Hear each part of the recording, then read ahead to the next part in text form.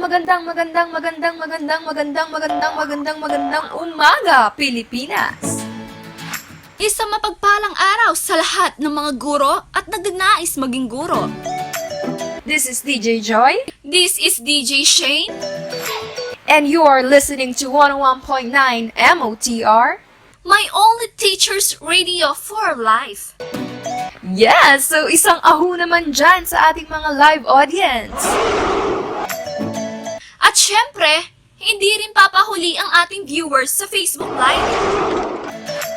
Naks, very active ang lahat kahit may bagyo. Gustong-gusto talaga nilang matuto ngayong araw. Sang-ayon ako dyan, DJ Joy. Talaga namang very energetic ang ating mga madlang guro ngayong araw. Pero kailangan mag-ingat pa rin dahil may bagyong nagbabanta sa ating lahat. Tama ka dyan, DJ Shane. At eto ang pinakamalakas na bagyo ng 2020 sa buong mundo. Nako, si Rolia, may COVID pa, bida-bida. Tapos meron pang isang paparating na bagyo bukod kay Rolly. Ano ba yan? Oo nga, DJ Joy, kaya kailangan nating magdasal at gamitin ang ating mga puso sa pagbibigay sa mga nangangailangan. Tama ka dyan, DJ Shane. Kaya naman mamimigay tayo ngayon ng kaalaman sa ating mga madlang guro. Sino ba ang bisita natin ngayong araw, DJ Shane? Para sa araw na ito, ang ating guest speaker ay ang University President ng Cebu State University, isang national speaker at advocate ng Education for All International at 2018 National Outstanding Principal of the Year. The microphone is yours, Dr. Angela Abad. Hi! Thank you for that, DJ Shane, and hello, DJ Joy, and to all the viewers and listeners of 101.9 M.O.R. Thank you so much. This is such a privilege for me because I'm also an avid fan. At namin yung natutulungan sa mga teachers and also sa mga aspiring teachers. So thank you so much. It is a pleasure. So let's start our discussion for today. But before that, I want to share this quote. Some people are schooled, but not all are educated. So, balita ko, very active ang mga audience dito sa M.O.R. So, let's see kung ano nga ba yung insights. So, let's have a sharing moment muna before we start. Some people are schooled, but not all are educated. Bakit naman kaya? So, ayan, ang dami nang nagko-call. So, okay. So, let's have caller number 4. Hi! Hello po, I'm Salmasan, EDUC student po from San All University. Ang insight ko po para sa quote na ito ay may mga tao po na nabigyan ng pagkakataon na makapag-aral or let's say nakapagtapos ng pag-aaral pero hirap na masabing educated people sila kasi sa bad attitudes, lack of manners na meron sila na kung saan kahit alam nilang masama o mali yung isang bagay ay patuloy pa rin nilang ginagawa. Okay, thank you for that, Narlen. And I want another one. Okay, let's have from FB Live naman. So let's choose. So caller number 1. Hello po, I'm Teacher Hello. Rowilyn from Paubaya Elementary School, and I think this quote, "Many are schooled but not all are educated," simply means that most of the people who goes to school are knowledgeable on a lot of things but they lack manners because their character isn't being developed. Yun lang po, thank you. Okay, thank you, Rowilyn. So tama yung sinabi ni Miss Narlen and Miss Rowilyn. Kahit minsan tayo, kahit nag-aaral tayo, iba pa rin talaga yung kung nakikinig ka or ina-absorb mo yung lessons niyo. Because, di ba sinasabi nila, para hindi ka, paglaki mo, hindi ka magnakaw or gumawa ng masama, kailangan mong magtapos ng pag-aaral. Pero, bakit naman yung mga nakapagtapos ng pag-aaral? Yung iba pa nga, sa Harvard pa, or yung iba sa mga prestigious schools internationally, like yung mga businessmen or yung mga politicians natin. Pero, sila yung mga nangongarap, sila yung nananakit ng mga helpers sa bahay. So, if yung school nga or yung education, yung susi, para hindi tayo gumawa ng ganitong kasamaan, bakit yung mga nakapagtapos na sa pag-aaral na to, ganun yung inaasal? Ito kasi yung nagkukulang sa atin ngayon. like tinuturo natin yung lesson. So, as a teachers, I want all of you to focus sa affective domain. Okay? So, let's start. Saan nga ba nagsimula itong affective domain? So, noong 1965, si Mr. Benjamin Bloom, naglabas siya ng taxonomy. At under this taxonomy, meron tayong 3 domains. So, una, yung cognitive, which focuses on the mind or reasoning skills ng bata. So, ito yung in-exercise nitong domain nito, more of the mental abilities of a child. And after that, yung psychomotor, this is about the skills. So, hands-on kung ano yung mga nagagawa ng isang bata. And then lastly, the affective. So, this is the heart, the character, the values, the attitudes, yung pagkatao ng bata, kung paano niya ba tinatranslate itong lesson sa pang-araw-araw na buhay, kung ginagawa niya ba to, that is the affective. So, we will focus on this last one kasi ito yung pinaka-importante sa lahat ng domains. So, affective, pag pinag-usapan natin yan, it's about feelings, like I said, emotion, degree of acceptance or rejection, attitudes, values, interests, appreciations. And this is also talks about the emotional sets or biases natin sa isang bagay, of how we respond to a certain object or the certain subject. So, affective, this is the least studied and the most often overlooked ng mga teachers. Bakit kaya? Yung mga researchers or any book, kung mapapansin nyo, they often start with this one. Sa importance, ini-inculcate nila sa atin yung importance ng having a good heart, values, ganyan. Pero bakit most often overlook siya kung lagi naman ginagamit ng researchers or ng mga authors sa book? Because this is the most nebulous or most vague. Or, this is the hardest to evaluate among the 3 domains in the Bloom's taxonomy. So, sinasabi ko kanina, kahit importante siya, so, diba kailangan natin itong tatlong to para sa holistic development ng estudyante. Pero, ito yung pinakamahirap i-evaluate using traditional methods. Kasi, this talks about the internal processes of a child. Ang hirap nun, sobrang vague niya, unlike sa cognitive. Diba? Kapag ina-assess mo yung cognitive, so we can use like tests. So we can count the correct answers. Or kapag sa recitation, you can also easily observe that or assess that. And also kapag sa psychomotor, so gagamit tayo ng rubrics for performance-based assessment like traditional, like process or performance or output.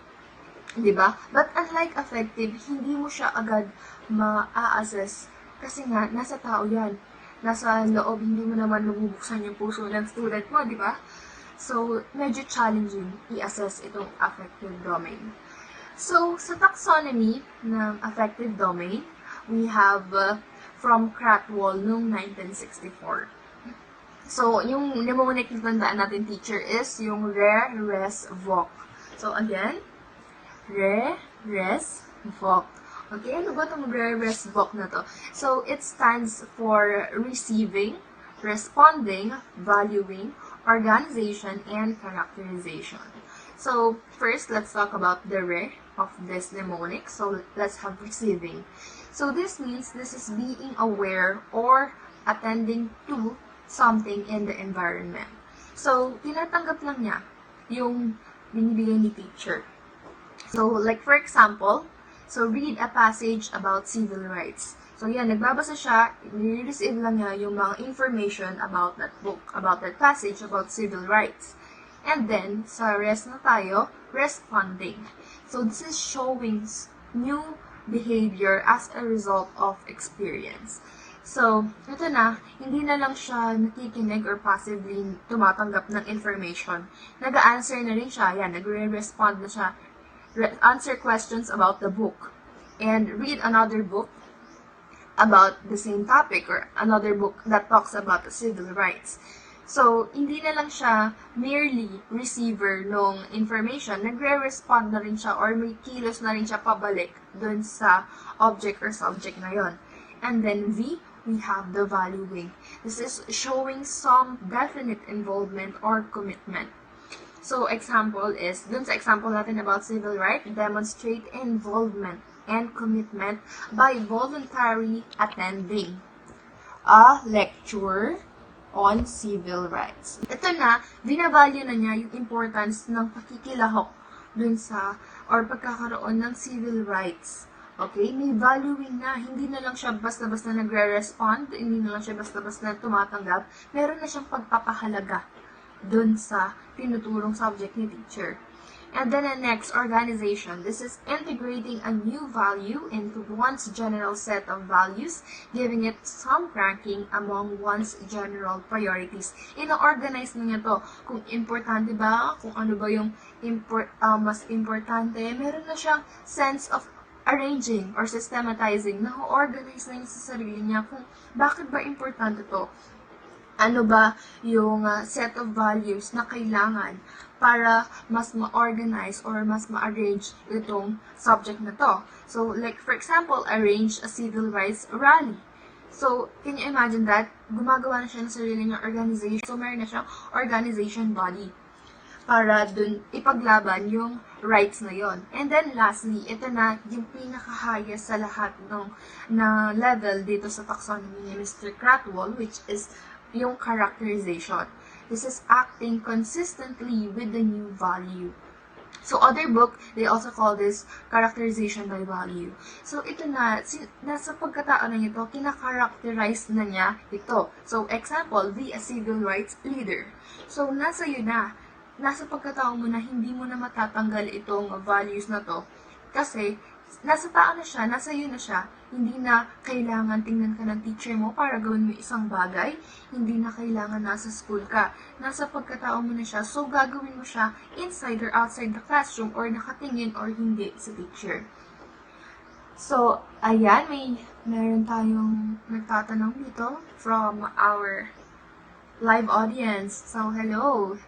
Hi! Hi, I am Purisima, a teacher from Mapagmahal Elementary School. Pwede po bang makahingi ng other example with regards sa Rara's book? Okay. Thank you. So, example. So, thank you for that. So, ngayon, magbigay tayo ng examples, other examples, using this Cratwell's taxonomy, which is yung rarest book. So, sa receiving, ito yung part na yung child, okay, nakikinig siya sa lecture ng teacher. So, he knows na about pagtutulungan or importance ng unity. So, nakikinig lang siya. And then responding, ito na, like for example, merong recitation.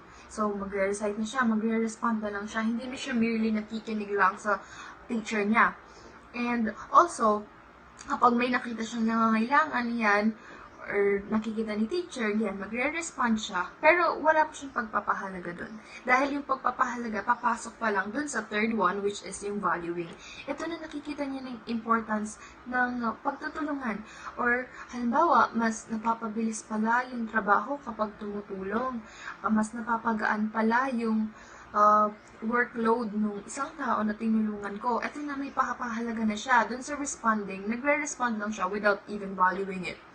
Dahil lang tinuro sa kanya, kaya siya nagre-respond. Pero sa valuing, ito na, meron na siyang feeling ng pagpapahalaga dun sa ginawa niya. And then, organization, ito na, yung pwede niyang sabihin sa mga kaklase niya, uy, tulungan natin itong cleaners ngayon para mas mapabilis yung trabaho. Or, tulungan natin si teacher sa ganyan, sa ganito. So, meron na siyang sariling, nag-organize na siya, nag-arrange na siya ng sarili niyang groups, which can help that person na nahihirapan or kailangan ng tulong. Yun yung organization. And then, characterization, ito na yung highest sa lahat, kung saan hindi na niya kailangan na nasa school or nakikita ni teacher. Kahit nasan siya, tumutulong na siya. Halimbawa, may nakita siya sa daan na nahihirapan, or tumatawid na matanda, tinutulungan niya, or kapag may nalaglag na gamit ng ganito, tinutulungan niyang pulutin, diba? So, hindi na lang dahil sa school, hindi na lang dahil tinuro ni teacher. Dahil na value na niya, at alam na niyang i-organize niya sa sarili niya, kaya pinakarakterize na niya. hindi na siya mahihiwalay dito. Okay, so that is characterization. So, it is important to realize that by tapping the potentials of the affective domain and enhancing learning, we increase the likelihood of real and authentic learning among our students. So, sa affective domain, kapag lagi natin siyang ine-emphasize or ine-exercise din sa mga students, hindi lang cognitive and psychomotor, mas nai-increase natin yung pagkatuto nila or sanabi nga dito, real and authentic learning among our students. So, bakit nga ba? Kasi, kung lagi ka lang cognitive, diba, or mga concepts, pinapamemorize mo, darating yung point na makakalimutan din yan ng mga students mo, like yung questions, ganyan. May mga times na they will not remember it. And also psychomotor. Kaya nga, di ba, nauso yung practice makes perfect. Kasi, may mga nakakalimutan din silang skills na kahit lagi nilang ginagawa, nakakalimutan talaga nila. But, yung affective, kung kinaka-characterize mo na yung pag-uugaling yun, like honesty, like for example, unity, or pagtulong sa iba, kahit saan ka, magagawa mo yun. Kaya siya real and authentic learning. Hindi siya mawawaglit sa'yo kasi nga, di ba, kinaka-characterize mo na siya. So that is also the importance of really emphasizing this domain affective. So, okay, so may nagtatanong pa rin now. Yeah, sabi ko na, very active talaga yung listeners ng M.O.R. So what's that question? Hello po, ako po si Angelica Talavera, EDUC student of Maginhawa University. Nahihirapan po kasi ako sa paggawa ng affective domain. Ano po ba yung verbs na pwedeng gamitin sa pagsulat ng objectives? Okay, so, gusto ko na rin kunan itong time na to shoutout sa mga nag-aaral ng EDUC students. Hi, hello sa inyo. Alam ko mahirap, pero i-push lang natin yan kasi pinagdaanan ko yan. Huwag kayong panghinaan ng loob. Okay, so tinatanong na ating student if ano daw pwedeng gamitin na behavioral terms or verbs. Okay. So, before we jump to that, so, ngayon, turo muna natin yung affective learning competencies. So, sa objectives, alam naman natin yan, very gas-gas na yan sa mga teachers. So, i-run through lang natin yung importance ng objectives. Of course, ito yung ating foundation. Ito yung ating compass of how we plan our strategies and our methods on how we teach our students. At kapag gumagawa ka ng objectives, not just in affective, kailangan instructional objective siya, meaning it is smart. So, we all know that. Dahil, it is important na observable at attainable yung isang objectives sa isang araw or sa sinet mong time na magagawa yun ng student. At alam nyo ba, na kahit yung affective nga, dahil nga sinasabi ko kanina, least studied and most overly overlooked siya, kasi this is the most difficult sa paggawa ng objectives among the 3 domains. So, I have now this behavioral terms para na magagamit natin for writing this affective domain. So, behavioral terms, these are the observable terms na mas mapapadaling i-quantify yung objectives natin. So, this we have here for receiving. So, we have accept, attend, develop, or recognize. For responding, we have complete, comply, cooperate, discuss, examine, obey, respond. For valuing, we have accept, defend, devote, pursue, and seek. And for our organization, we have codify, discriminate, display, order, organize, systematize, and weigh. And for characterization, we have internalize and verify. So that is for the behavioral terms ng rarest book of Cratwell. So now let's move into focal concepts in the affective domain. So first we have attitudes. So attitudes are mental predisposition to act that is expressed by evaluating a particular entity with some degree of favor or disfavor. So I want you to differentiate these two, attitudes versus behavior. So teachers, magkaiba po yung dalawang yan. Pag sinabi natin attitudes, ito ay based sa mga experiences. And behaviors is based sa certain situation. Okay? So attitudes, ito yung ating mental predisposition or tendency or proneness para mag-act sa isang object based sa ating mga experiences. Okay? So, pangmatagalan tong attitudes, unlike sa behavior na it depends on certain situation or that time. So, that's the difference between the two. So, attitudes also, meron niyang 4 components. So, first, we have is the cognition. So, ito, statement of beliefs and expectations dun sa isang certain objects. Okay, so, ano lang yan, statements of beliefs lang. So, unlike feelings, magkaiba yan sa feelings, okay? That is cognition. So, affect, ito naman yung feelings towards a focal subject. Like, for example, iba-iba tayo ng pagtingin sa colors, such as, like, red. Some, they use it to signify or to symbolize love. Para naman sa iba, it means blood or nakakatakot to para sa kanila. So, that is affect. And then, next one is behavioral intentions. From the word intent, so these are your goals or intentions, aspirations, or expected responses. And lastly, evaluation. So, this is the central component of attitudes.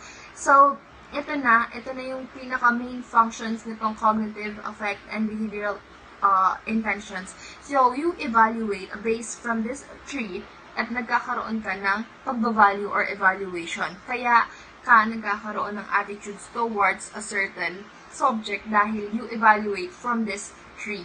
Okay? So, kaya that is the central component of attitude. So, next one, bakit nga ba natin kailangan pag-aralan yung attitudes? First, attitude can influence the way we act and think in social communities we belong. And also, kapag kasi yung attitudes mo, meron kang certain set of attitudes towards this certain object. Okay? Naaapektuhan yan in how we communicate. Naaapektuhan niya yung behavior natin sa isang bagay. Like, for example, mathematics, pag-aaral ng mathematics. So, kung para sa'yo, iniisip mo na matagal na yung mathematics, nakakatamad, sobrang hirap, boring. So, yung behavior mo, whenever you enter this math subject, irita ka na, or parang nafe-feel mo na, ano ba yan, ayokong mag-aral, mahirap naman. So, di ba, yung naapektuhan yung behavior mo, and of course, you can also affect your classmates kapag ganun. So, kailangan yung attitudes talaga, in-exercise talaga natin yung importance, dapat more of optimistic tayo when it comes to responding to this stimuli or this objects, okay? Kasi naaapektuhan niya yung buong araw natin, yung buong pagkatao, and your behavior, and you can also affect other people. So, the next reason, because it functions as frameworks and reference for forming conclusions and interpreting or acting for or against an individual concept or idea. So, example, like for people, certain people. So, if yung attitude mo, ayaw mo sa mga lalaki na long hair, dahil iniisip mo na masama ang ugali nila, or iniisip mo na gagawa sila ng kasamaan. So, whenever you will see this type of person, maiinis ka na maapektuhan na yung the way you act or communicate with that certain people kasi yung pag-interpret mo sa kanila, masama sila. So, ang worst pa nga nun is i-share mo yun sa iba na sabihin mo sa ibang tao yung ganong notion mo, and then you will also affect that person, yung pag-iisip niya. So, ano yung result nun? So, lahat, of course, you spread negativity to other people. So, number 3, attitudes may, so, wait lang, ayusin natin, may influence our behavior. Okay, sorry, so, people behave in the way consistent in their attitudes.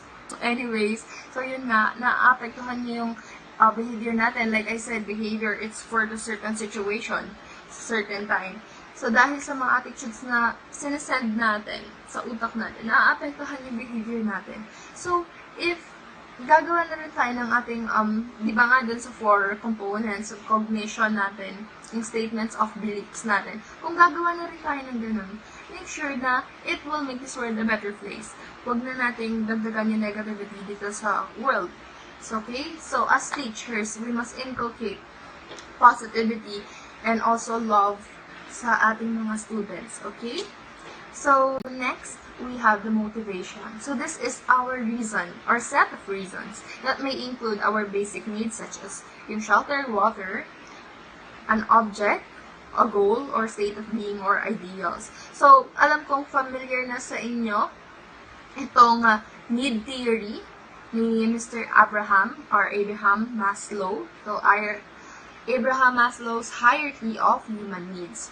So, kung makikita niyo dito, ayan, sa triangle na yan, so nakahati yan from basic to complex. So, basic, dito sa base niya, and then sa peak, it becomes more individualized or more complex na.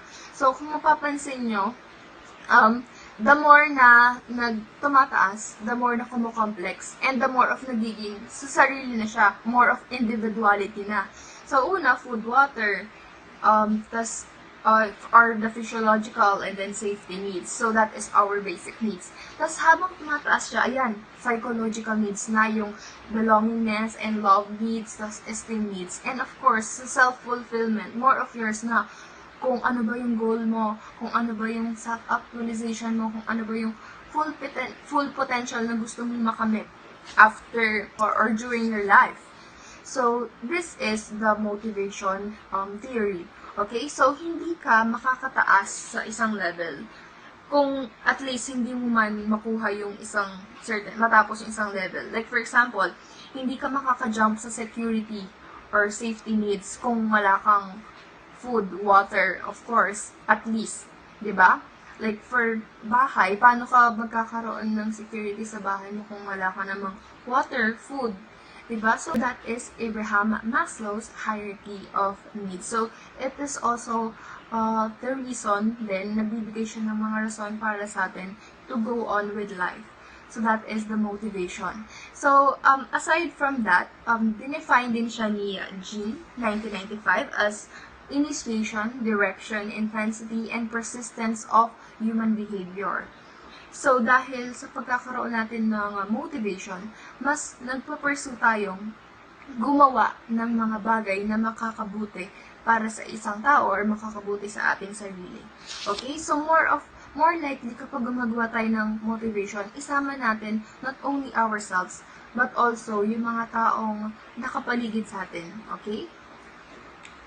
Okay, so that concludes my talk for today. So, thank you so much. 101.9 M.O.R. Time check, 8:30 in the morning. Ang oras na ito ay hatid sa inyo ng Nestea. Huwag mag-guilty, it's a good tea.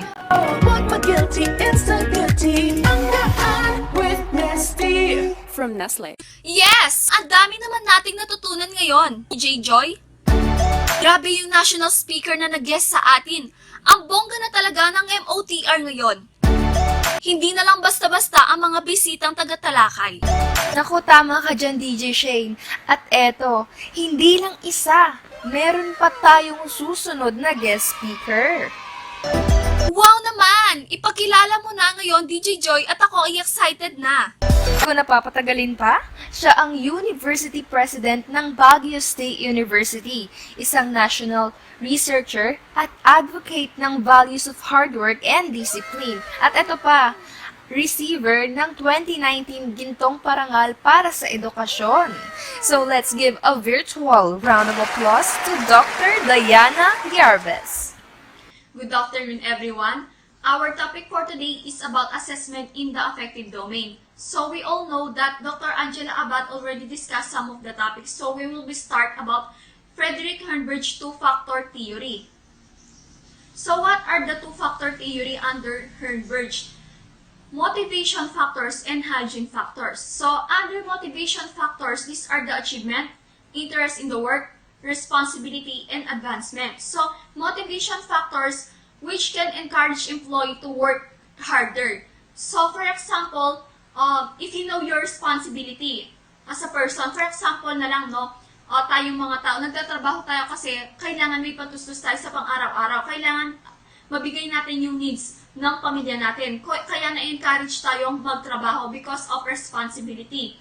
So, hygiene factors, these are the salary, working conditions, policies, and supervisions relationships. So, hygiene factors, this won't encourage employees to work, but they will cause them to become unmotivated if they are not present. For example na lang is yung salary, di ba? Halimbawa na lang nagtatrabaho tayo pero wala tayong sweldo. Hindi ba parang ma-unmotivate tayo na, ay, wag na lang ako magtrabaho kasi wala naman palang sweldo. So, yun palang ginagawa ko, wala naman palang kapupuntahan. So, doon, masasabi natin yung hygiene factors, hindi siya nag-encourage para magtrabaho ka. Pero, kapag nawala yan, is hindi ka na ma-encourage na gawin yung bagay na yun. For example nga, yung salary. Kung wala yan, hindi ka na ma-encourage na magtrabaho. Tapos, yung policies and supervision. For example na lang, di ba may policy tayo na kailangan kapag nagtatrabaho tayo is bawal yung madaming absent. So, kung wala nang palang rules na ganun, wala nang palang policy na ganun, so yung tao is kahit kailan na lang niya gustong pumasok. So, hindi na siya ma-encourage na mag-work harder. Earth Theory of Motivation by Clayton P. Alderfer condenses Maslow's 5 human needs into 3 categories, which are the existence, relatedness, and growth. In existent needs, these include the material and psychological desires, the food, water, air, and clothing. So, in this level, Maslow first 2 levels, ito yung mga survival, kung paano makakasurvive ang isang tao. For example, is yung pagkain. Di ba hindi naman makakasurvive ang isang tao kung wala siyang pagkain, wala siyang inumin, wala siyang shelter. So, dito na pumapasok kung paano makakasurvive ang isang tao, kung paano siya mabubuhay. Second, the relatedness encompasses social and external esteem, relationship with significant others like family, friends, co-workers, and employers. So, alam naman natin that no man is an island. Ang tao, hindi siya makakasurvive kung wala siyang kasama sa buhay. Kung wala siyang asawa, wala siyang pamilya, wala siyang anak. So, kailangan ng tao daw is mabubuhay siya kung meron siyang relatedness or belonging. Kailangan ma-feel niya yung love at saka belongingness ng isang tao o yung mga taong nakakasalamuhan niya. Kasi ang tao hindi siya makakasurvive kung wala siyang kasama sa buhay. Third, growth. Internal esteems and self-actualization. This implies a person to make creative and productive effects on himself and environment. So, dito na pumapasok yung pinaka-higher order needs ng isang tao. Ang tao daw, dapat meron siyang self-esteem para makasurvive. Di ba alam naman natin ngayon laganap yung mga nagsusuicide na mga estudyante kasi kulang sila sa self-esteem. Akala nila, hindi sila confident sa new normal education natin ngayon. So, ang tao daw, in order to survive, kailangan meron siyang self-esteem and self-actualization. So, dapat ang isang tao, alam niya kung paano alam niya kung paano niya magagawa yung task, yung mga activities sa buhay niya. Di ba? Hindi naman, yung pag sinabing activities, hindi lang yan tungkol sa school. Tungkol yun din yan sa buhay natin. Ito yung mga tasks natin sa buhay, yung mga challenges natin sa buhay. So, ang tao daw is makakapag-survive siya kung meron siyang self-actualization and self-esteem. So, ito po yung pinaka-last level ng Earth Motivation Theory. At tinutukoy din po niya, ito po yung simplify. Ito yung pinaka-simpleng method po ng Maslow Hierarchy of Needs. Motivation is a particular interest to educational psychologists because of the crucial role it plays in the student learning. It can help sustain activities over a period of time. In education, motivation can have a variety of effects on students' behavior, preferences, and result. So, alam naman natin napakahalaga ng motivation sa mga estudyante. Minsan, ang estudyante is nawawalan na siya ng inspiration to study and to learn. Pero dahil meron siyang motivation, na-encourage siyang ipagpatuloy yung pag-aaral niya, na-encourage siyang mag-review, na-encourage siyang mag-aral ng mabuti dahil nga meron silang inspiration to study. Halimbawa na lang, mga estudyante, motivate mag-aral at matuto kasi gusto nakapagtapos at maibalik naman yung sacrifice ng mga parents natin. Motivation in education can have several effects on how students learn and their behavior towards subject matter by M.O.R 2003. So, motivation, it can direct behavior toward particular goals. So, kapag namomotivate ka, meron kang inspiration. Ano yung inspiration na yon? Dahil meron kang goals, yung gusto mo makamit sa buhay mo. Kaya na-encourage ka na matuto, mag-aral ng mabuti. lead to increased effort and energy. So, dito na pumapasok yung effort. So, dito na nag-exert ng effort yung mga students para magkaroon ng mataas na grade. Dahil pag nagkaroon ka ng mataas na grade, merong possibility na makapagtapos ka ng pag-aaral. Increased initiation of and persistence in activities. So, ang bata, kung gusto niya makapagtapos, meron siyang initiation na makipag-participate sa mga group niya, mag-initiation na mag-participate sa discussion, at nagkakaroon siya ng persistence para mag-aral.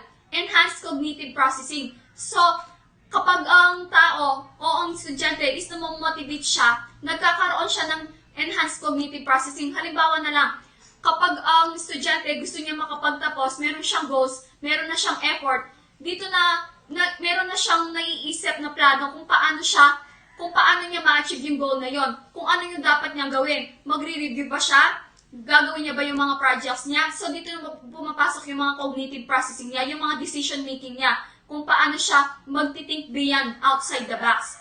Determine what consequences are reinforcing. So, kapag ang tao is namomotivate siya, dito na din pumapasok yung mga rewards, di ba? Alam naman natin, mostly, kapag meron tayong rewards, mas namomotivate tayo na matuto mag-aral. Halimbawa na lang, kapag nakakuha ka ng grade, o anak, kapag nakakuha ka ng mataas na grade, meron ka makukuhang cellphone. So dito, nag-encourage yung bata na mag-aral ng mabuti, lead to improved performance. So dito, kapag ang tao is namomotivate siya, meron siyang inspiration, dito na na-improve yung performance niya. Halimbawa na lang, gusto kong makakuha ng mataas na grade, mag-exert ako ng effort, tapos i-improve ko pa yung performance ko para makakuha ng mataas na grade.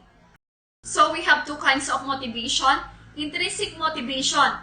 From the word in, dito, nagsisimula siya sa sarili mo. Halimbawa na lang kapag nagre-review ka, bakit mo yung ginagawa? Kasi nag-e-enjoy ka, gusto mong matuto.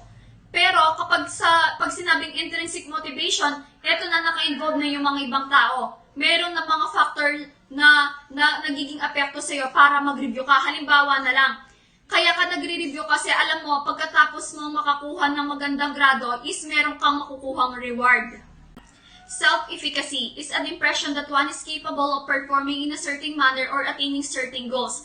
Ang self-efficacy, ito yung kung paano ma-attain yung isang goal mo. Halimbawa na lang, ang isang bata meron siyang high self-efficacy kapag makikipag-debate siya, confident siya na makipag-competition kasi meron siyang background knowledge, meron siyang info, meron na siyang mga concepts and idea. So, ano nga ba yung self-esteem? Relates to a person's sense of worth. So, pag sinabing sense of worth, ito na pumapasok na kung paano mo pinapahalagahan yung sarili mo. Halimbawa na lang sa pageant. Sinasali ka nila pero ayaw mo. Sinasabi mo sa sarili mo, hindi naman ako qualified kasi hindi naman ako maganda, hindi naman ako matalino. Pero kapag meron kang self-esteem, hindi mo sasabihin yon. Kapag meron kang self-esteem, iisipin mo na qualified ka. So, in education, ang self-esteem, halimbawa na lang kapag recitation. Hindi ka matatakot na mag-recite kasi alam mo sa sarili mo na meron ka naman knowledge. Alam mo naman yung pinag-aaralan nyo. So, self-efficacy related to a person's perception of his ability to reach a goal. So, yun yung pinagkakaiba ng self-esteem. Ang self-esteem, ito yung sense of worth. Ang self-efficacy, ito yung perception of ability to achieve or reach the goal. So, let us move on to the development of assessment tools. First, self-report. It is a common measurement tool in the affective domain. It is essential, requires an individual to provide an account of his attitude and feelings towards a concept or idea of people. Self-reports are also sometimes called written reflections. So, ang self-report, tinutulungan kanya magkaroon ng self-criticism. Dito, nagkakaroon yung bata na ma-view yung insights niya about something. For example, na lang si teacher, nagpa-nood siya ng isang video clip. So, ang students niya is gagawa siya ng mga written reflections. Ano ba yung insights niya? Ano ba yung mga natutunan niya doon sa video clip na yon? So, dito, nagkakaroon na yung bata na ma-view yung point of view niya. Kung ano ba yung natutunan niya doon sa video clip na yon. Second is checklist. The easiest instrument in the affective domain to construct is checklist. A checklist consists of simple items that the students or teachers mark as absent or present. Halimbawa na lang, doon sa checklist, tinatanong ka niya, do you take a bath 2 times a day? So doon, i-check mo lang kung oo. Tapos, kung hindi naman, wala kang ilalagay doon. Parang tinatanong niya kung present ba yung attitude na yon sa'yo. Here are the steps in the construction of checklist. First, enumerate all the attribute. Kailangan, kapag gumagawa ka ng checklist, enumerate mo lahat. Tapos, arrange this attribute as shopping list of characters. Diba kapag nag-shopping tayo, inuuna natin kung ano yung importante. So, dapat inuuna natin kung ano yung importante. Tapos, pagkatapos nun, ask students to mark those attributes. Yung attributes na yon, dito na pumapasok yung presence and absence of something. Kapag tinanong ka ni teacher, o meron ka checklist na ginawa, mag-check ka lang doon. Number 3 is rating scale. A rating scale is a set of categories designed to elicit information about a quantitative attribute in social science. So, from the word elicit, ibig sabihin, nado-draw out niya yung information about the student's performance or attitudes. It is a tool used for assessing the performance of tasks, skill levels, procedures, processes, qualities, quantities, or end products. It incorporates quality to the elements in the process or product in which can be numeric or descriptive. Unlike checklists, rating scales allow for attaching quality to elements in the process or product. So, kung mapapansin natin yung checklist is meron siyang minamark na absence and presence. Sabi niya, ang checklist daw is observes whether the criteria is met or not. So, ibig sabihin, kapag na-met yung criteria na yon, it is marked as present. Pero kapag hindi na-met yung criteria, it is marked as absent. So, that means, yung checklist, wala siyang direct comparison o wala siyang direct na information tungkol sa attitude or performance ng isang bata. Pero sa rating scale, dito nagkakaroon ng attaching quality wherein meron ng numeric involvement. So, kung saan nagiging clear yung information about the performance and attitude ng mga students. So, the following are common examples of rating scales. First, semantic differential scale. The scale actually measures 2 things, directionality of reaction and also the intensity.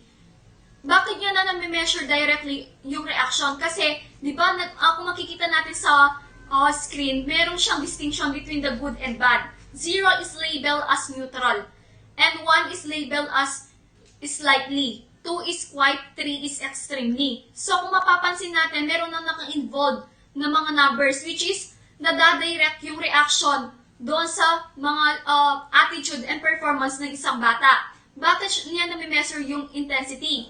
Kasi, nakasaad naman dito na yung number 1, 2, 3 is merong silang meaning. Ibig sabihin, na yung intensity niya is nami-measure. Halimbawa na lang, kung sa paper nakasaad, the performance of the student, tapos pinoint out mo is 3. Ibig sabihin, extremely good yung performance ng isang bata. Pero kung naman sa other side naman is, nakalagay naman doon is 3, pero doon siya sa bad side. Ibig sabihin, yung performance ng isang bata is extremely bad.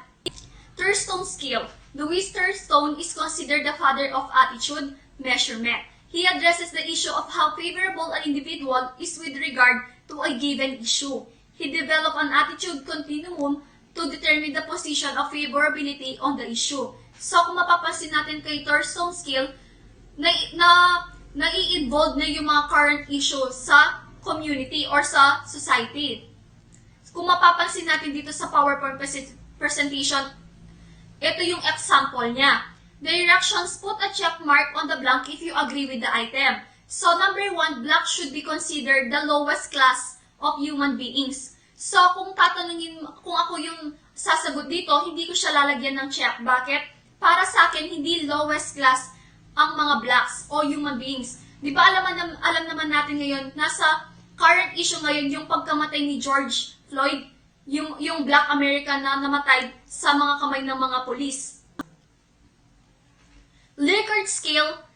Francis Likert developed the method of summative rating scales, which is still widely used. The Likert scale requires the individuals tick on box to report whether they are strongly agree, or undecided, disagree, or strongly disagree. Kung mapapansin natin, ito yung ginagamit sa pag-i-evaluate natin sa mga teachers natin, di ba? Di ba, bago natin natignan yung mga midterm grades natin, nagkaroon muna tayo ng evaluation sa mga teachers natin. So, yung Likert scale, ito yung ginamit nila. Parang alam natin kung ano yung performance o naging satisfied ba tayo sa performance ng ating mga teacher.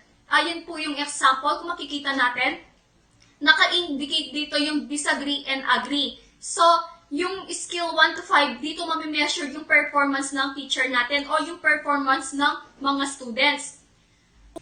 Kung mapapansin natin dito, naka-direct o naka-detailed talaga kung ano yung specific attitude ng isang students. Likert skills are derived as follows. You pick individual item to include. You choose individual items that correlate highly with the total score items. So, kung dito napapansin natin, dapat yung mga items natin is naka-include sila at saka dapat naka-relate sila sa isa't isa. Choose how to scale each item. For example, you construct labels for each scale value. So, kung mapapansin natin sa example, naka-indicate siya is scale 1 to 5. So, ang pagpipilian lang natin is between 1 to 5. 1 is disagree and 5 is agree. You ask your target audience to mark each item. So, dito minamark lang natin kung agree ba tayo or disagree. You derive a target score by adding the values that target identify on each item. Diba, alam naman natin, ito, yung mga, yung scale niya is 1 to 5. So, malalaman natin yung total niya. At ma-identify natin kung ano yung naging target values nila on each item. Gottman scale, Gottman suggested that attitude should be measured by multidimensional scale, as opposed to the unidimensional scale such as those developed by Thurstone and Likert scale. Kung mapapansin natin, kay Gottman scale, meron siyang prediction. Sa example natin, please answer yes or no to the following questions. I like playing video games. Kapag nag-yes ka, ibig sabihin, napipredict mo na hindi siya naglalaro. I like pizza. Kapag nag-no ka, ibig sabihin, napredict mo na hindi niya gusto yung pizza. Kung mapapansin natin kay Thurstone at saka kay Likert scale, hindi natin napipredict kung ano ba yung, yung bakit hindi niya pinili yung bakit hindi siya disagree doon. Pero dito kay Gottman scale, meron na siyang prediction. Alam mo na kung bakit siya nag-no, bakit siya nag-yes. So, magtatanong tayo ngayon sa mga live audience natin. What rating scale do you prefer to use and why? Hi, I'm Rowilyn Gonzales, a teacher from Paubaya Elementary School. For me, it is best to use the Likert scale because it gives the participants a wide range of choices which can make them feel comfortable while answering. The Likert scale is also easy to use and it gives the participants the time to reflect on their own. Thank you! Thank you, Ms. Rowilyn Gonzales, for sharing your idea. Again, I am Dr. Diana Llarves, your guest speaker for today. Sa oras na ito, para damhin ang talakayan ngayon, makinig muna tayo sa song request ni Kim Luwanson from Sapang Maragul, Tarlac. Ito ang Salamat by Yeng Constantino.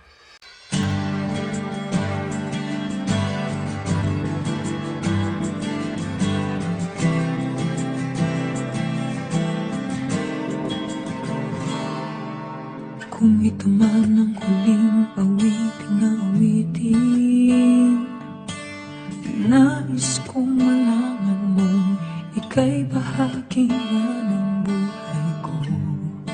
At kung may muling sasabihin, nais kong isang bitin, niligyan mo ng kulay ang mundo. Para sa'yo at kung maubos ang di magsisisi dahil iyong narinig mula sa labig kong salamat. Mananatili ka sa puso ko kailan.